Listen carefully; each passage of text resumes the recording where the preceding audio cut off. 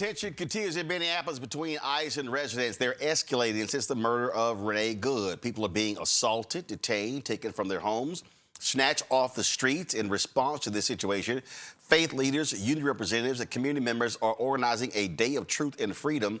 On Friday, January 23rd, all Minnesotans are encouraged not to go to work, school, or shop in protest of Trump's Operation Metro Surge. Minister Janae Bates-Imari, the co-executive director of Faith in Minnesota, joins me right now. I'm glad to have you here. So, Janae, how did this come about? How did this all pull together to settle on that particular day? Yeah, we have, unfortunately, here in Minnesota, we're no stranger to the federal government trying to unleash their full terror on us here. And so what we experienced, not just with the murder of Renee Good, but what we have continued to experience with this surge of ICE agents here in Minnesota has been continued violence, continued harm. And Minnesotans are at the point of recognizing and being really clear that this is not normal. What has happened here in Minnesota, we know it started, there were other cities, other blue cities across the country that have been used as testing grounds to do this kind of harm and damage. And yet here in Minnesota, we are already at the level of where we are experiencing the most violent and aggressive ICE operation in the country's history. And we are expecting yet 1,000 more ICE officers to be here. They're already renting out hotels through May. So we know that this is for a long haul. And after the murder of Renee Good, on the very same day, we had ICE agents release chemical irritants at a high school as students were being released from school. We have had an employee who is a citizen at a Target be two teenagers who are Target employees be taken out of their place of employment, beat up, taken to another location, dropped off. We are having them ram people's cars and drive away, break people's windows open when they are being legal observers, exercising their legal right to record what is happening, not obstructing their ability to do what they're doing, which is continuing to wreak havoc, but just recording them puts you in the line of danger to your body, to your property. And most certainly we witnessed this in the worst possible way, where we all probably saw no less than 3 videos of a murder of a woman here in Minneapolis. And so we knew it was time. If anybody ever sat around and wondered, when's the time for us to do something different, to do something powerful, and to do something at scale? And we are very clear, now is the time. So unions across the state, faith communities across the state, we decided that this was the time to do something, to take further action that's not just a march. It's actually hitting them economically, because we know that corporations, especially here in Minnesota, have a lot of power, and they're choosing not to exercise it. They're choosing to stay silent. And frankly, many of them are actually quite entangled with federal agents here, corporations like Target.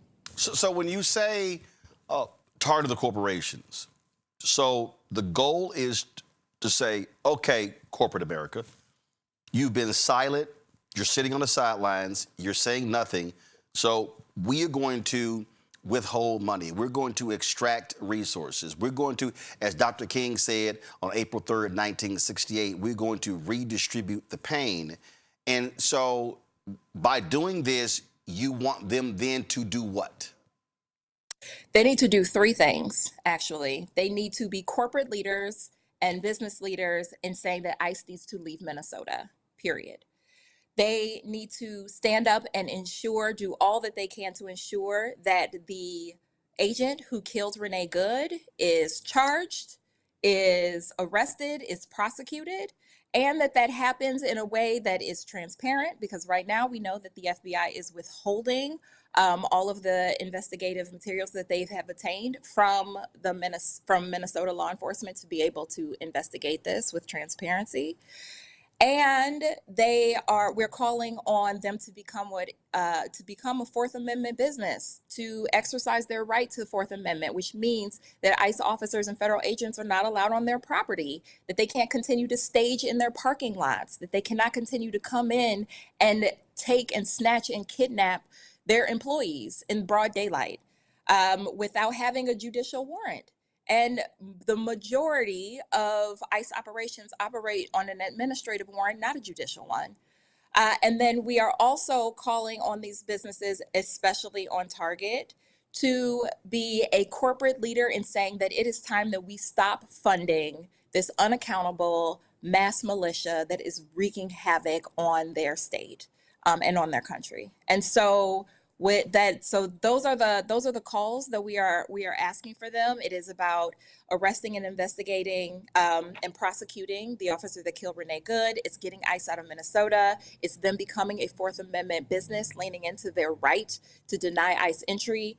And it is calling on Congress to not fund this unaccountable militia, which they have a real opportunity to do, especially knowing that on January 31st, Congress has to make a decision on if they want to continue to fund the Department of Homeland Security, aka ICE, and they could make the decision not to. And most certainly we know that the people have been pushing for that. It's also time corporations stand up and say the same thing. And this is not even a wild or radical thing. We know that, for example, San Francisco was likely targeted to also have these huge surges of ICE operations. And the businesses there, the corporations there, Silicon Valley there said, heck no. They called Trump and said, don't come here. And they didn't. And so the businesses here need to do the same thing. So we are calling on Target, we're calling on 3M, we're calling on General Mills, we're calling on the many, many, many corporations that call Minnesota home to get ICE out. Questions from my panel. Andrew, you first. Kind of actions or I guess demonstrations have been occurring that or progress has been made in terms of getting these corporations involved? Well, unfortunately, we've gotten very skilled at holding actions, and vigils and grieving, and marches. And so all of that has been happening. But I will also say, because of, frankly, the practice that we got during the uprising after the murder of George Floyd here, we have built this level of resilience and, frankly, sophistication within the neighborhood by neighborhood work, the organizing work, the mobilization that's been happening. And it has given, frankly, just quite a bit of light in all of this. So this day for our organization, we've been pushing for the day of prayer and fasting for truth and freedom. Statewide, it is the day of truth and freedom. This came from community. It came from community members and groups, organizations like mine, faith-based folks, and unions. But it also has been, frankly, just a call again because of the block by block work that's been happening here. I mean, it has been remarkable to see the ways in which community has stepped up, the fact that we've had tens of thousands of people who have been trained to be legal observers. At any given moment, any given day, folks are walking the block, doing ICE watch, prepared with their whistles to let community know what's going on, showing up together. And frankly, unfortunately, it's absolutely needed because every single day there is another crazy occurrence taking place. I mean, it is so Right. bad the way that ICE has been operating here. It is literally like the largest organized crime syndicate in this state. We're talking about thousands of people who just like literally run around beating folks up, snatching people off the streets. And that is both citizens and undocumented people alike. Rebecca. Thank you so much for being on the show tonight. I'm a Midwest girl. I was born and raised in Omaha, Nebraska. But what was very pivotal to my upbringing was I was raised in the Black church. That's how I learned about civil rights. That's how I learned about coalition building. That's how I learned about the history of movements in this country and what collective action can be. I know not everyone goes to church, but you lead a faith organization. What are the plans to make sure that there is a definitive education on what's happening and connecting it to previous historical civil rights movements in this country. How, is that learning or those teach-ins happening, especially for young people who quite frankly aren't going to get this in the classroom? Yes, thank you. That's a great question. I mean, so what's really beautiful here is that we do have a pretty robust organizing ecosystem here in Minnesota. And I actually am really blessed to be able to be the co-founder of a crew of folks called the Black Church Power Project. It is Black churches here across the state of Minnesota, in the Twin Cities, St. Paul, Minneapolis, out in St. Cloud and rural areas. And we are congregations and clergy who are dedicated to building independent Black political power in this state. In a state where we are over 90% white, it is very, very important. And we have been doing the groundwork of doing exactly what you're naming, having teach-ins. I mean, even doing things as basic as know your rights trainings.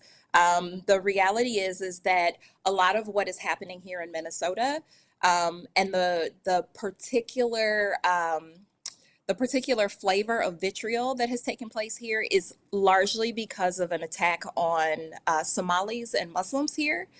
And there is a way in which that tends to get leveraged, all kinds of ways in which communities get pitted against one another.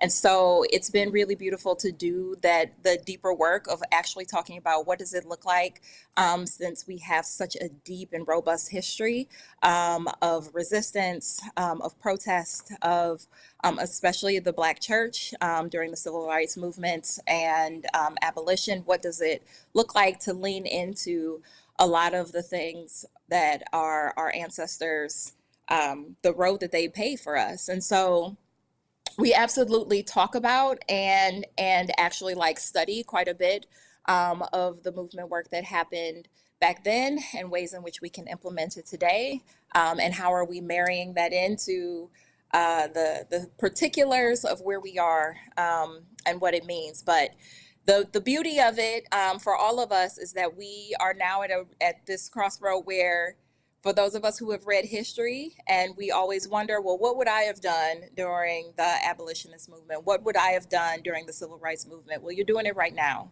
And my hope is that if you can answer truthfully and say, I ain't doing nothing, that you will get connected to organizations that are moving, because, oh my God, there is so much to be done. And for such a time as this, we all have our own calls, but we also have a collective call towards justice. And I have true hope through things like what is happening here in Minnesota, but also all of the ways that folks nationally are tapping in and moving, that we shall overcome is a real thing that we get to embody. Mondale. Yeah, listen, Janae, I feel your struggle. I'm sorry you all are dealing with what could be the 20th largest or one of the 20 largest militaries in any nation. That's Yeah. how big ICE budget is right now. I do have, as history as my love language. I understand that Black people have always created moments of pause when a nation refused to listen, and I know that That's can right. be from slave revolts to Reconstruction, from Montgomery boycott to modern day economic shutdowns. And I see that this day is falling in that lineage. And I want people to understand that it's not a disruption for its own sake, but it's a more interruption that does not need outside people coming in trying to frame themselves or glorify themselves in this moment. So for people that are not in Minnesota, how do we support you all, or what are you all asking from folk that want to help, that don't want to get in the way? Yes, thank you. I really appreciate that.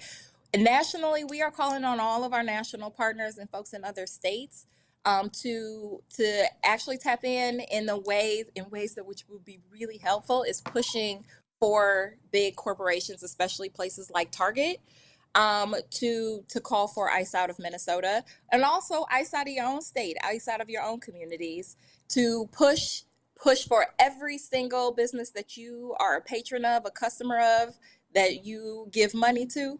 Ask them to be a Fourth Amendment business. That means putting signs in their window saying that federal agents are not welcome there without a federal or I'm sorry, without a judicial warrant, pushing and calling all your Congress folks to not fund Department of Homeland Security with billions more dollars to continue to fund this militia, and most certainly calling for the arrest, investigation, charging of, and prosecution of the agent who killed Renee Good. Every single person can do that. And what we have about 70 Target stores just here in the state of Minnesota. Already nearly 40 of them have had delegations of folks, individuals showing up saying, hey, it's time to get ICE. It's time to get ICE out of Minnesota. You need to be a corporate leader in making that happen. All of the states across this country, you have a Target, show up in that Target, talk to the manager, let them know. And we know that corporate is feeling the squeeze, that people across the country are like, it's time. It is time. All right, then. Well, Janae, we certainly appreciate it. Thanks a lot.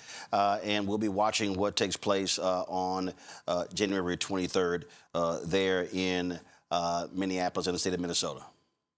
Thank you. All right, thanks a bunch. Before I go to break, I just saw this here and I thought it was rather interesting. Andrea, I want to start with you. There's a firm, David Shore's firm, that they've been looking at what's been happening, and when you study what's going on, in Minneapolis, and when you start studying the data, you start studying how people are responding to the data and responding to this. We see, and why are the Trump folks fighting so hard? Yes, I can. Why they're fighting so hard on this whole issue as relates to the shooting of Renee Good, is that they understand how people are being turned away, and we can't underestimate the power of polling data. And so let me pull this up for you guys. So 1 second. Okay, I'm trying. There we do right here. And so this is very interesting. Because it was a tweet that I initially saw, the tweet that said David Shore's firm is circulating a memo among Dems that finds footage of ICE shooting significantly drives up Trump's disapproval. And this is what they said. In testing of 15 viral videos about the Minneapolis shooting, raw eyewitness footage and straightforward reporting consistently drove meaningful increases in Trump disapproval, read the memo, which I've obtained, though it says some ideologically charged messages were less effective. And this is from Greg Sargent. The testing also found that the killing has broken through with voters. The memo says with 86% saying they have heard at least a little about it and 76% saying they've seen footage. And importantly, the testing also finds that Democratic proposals to rein in ICE have broad support. Voters favor requiring warrants for arrest by 29 points and back a prohibition against masking during arrest by 16 points, though abolish ICE remains a few points underwater. This is the thing that I have said, Mondale, since last year.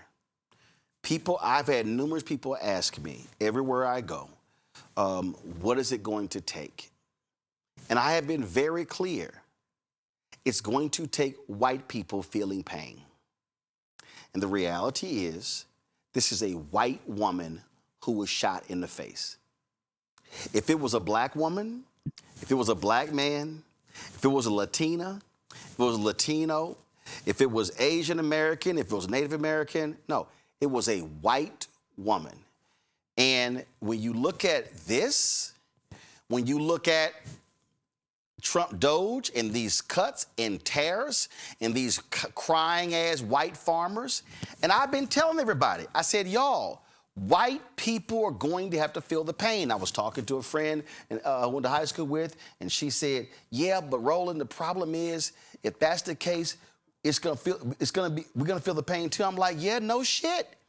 I said, but you're not going to see change until white people in this country all of a sudden go, oh shit, that's one of us. They killed one of us. Roland, they killed, we saw the world get shaken up when that nice white woman, Viola Louisa, went down from the Midwest to the South during the civil rights. And when she got killed and her husband and her kids were crying on TV, it shook the nerves of white people in the Midwest, what they call the normal white American, the normal American. You're absolutely right. Unfortunately, America has a high tolerance for the suffering and the pain of Black people. So it's not enough. America can sit and watch dogs be put on kids as they walk, try to register to vote, etc. They're okay with that. The minute you offend someone or something that is white, especially a white woman in this country, then by God, there needs to be laws. There needs to be changes made. So I unfortunately, and I'm not being coy because this is America. There's history. Every documented era, it becomes a problem when white people are affected by it. And I think this too is a telling moment of for all those people who sit idle and say that this is not Black people's war. You've brought us to this point. You brought us to the point that it has to be somebody white that has to be murdered for us to get change, because it does not matter as long as you have the Stephen A. Smiths and the others of the world playing trivia with what's going on with our politic. And our politic is saying to Black, go to hell, to white, you will save you with law and also justice. We will get something out of this. There will be an investigation into the murder of this white woman. I promise you, as soon as her family members are found and they're put on TV and the world is starting to wake up to videos of other stations, Roland, when she's on stations, when her family's on stations in Europe, across this world, and the crying becomes other white nations screaming at white Americans about this, then they'll see something happen. This was a segment on Fox News, Rebecca, where Will Kane, I want people to listen to what he says, listen to the language, because what he is trying to do is he is trying to create the wedge between white conservative women and these crazy, deranged, white liberal women. Happening this hour, Minnesota leaders will hold a press conference on the future of DHS agents in the state. We're going to bring that to you live when it begins. According to Homeland Security, that future looks like more agents. The department is surging hundreds of additional agents into Minneapolis to support the ongoing ICE operations there in the wake of last week's shooting. Now, this comes, in this press conference today, as we're getting new witness video of Renee Good before the shooting. She can be seen in her vehicle, blocking agents for several minutes, even dancing to the tune of her own car horn. You know, all the behavior of a legal observer.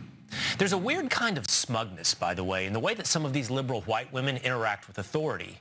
Most guys learn early in life that every confrontation has a sort of escalation chain. A joke, a push, an argument can eventually turn to violence. We spend a lifetime reading the signs, knowing when we're getting close, knowing when to pull back, knowing when we're on the edge of violence.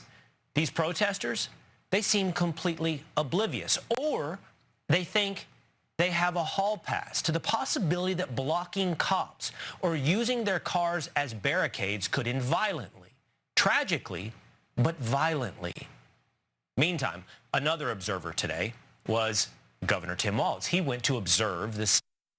Again, so you see what they're trying to do there, because what they cannot handle, Rebecca, they can't handle how this is negatively impacting them.